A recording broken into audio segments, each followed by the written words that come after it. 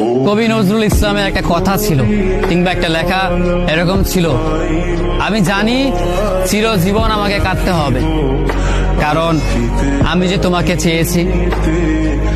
আসলেই আমি যে তাকে চেয়েছি এই জন্য আমাকে সারা জীবন কাঁদতে হবে, কারণ আমি তাকে কোনোদিন পাবো না, আর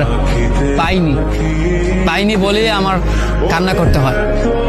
তাকে আমি প্রচন্ড ভালোবাসি বলেই আমার কান্নাটা আসে, তাকে আমি আমার করে পাইনি বলেই আমার কষ্টটা হয়। কবি নজরুল ইসলামের লেখাটা খুব দারুণ ছিল। আসলেই তাকে পাইনি বলে আমাকে সারা জীবন কান্না করতে হবে। যদি সে আমার এই ভালোবাসাটা বুঝতো, আমার এই অসীম ভালোবাসাটা বুঝে আমাকে একটু বলতো যে আমি অন্যদের মতো কখনোই তোমাকে ছেড়ে যাব না, তাহলে বিশ্বাস করুন পৃথিবীতে হয়তো আমার চাইতে সুখী মানুষ আর কেউ হতে পারতো না।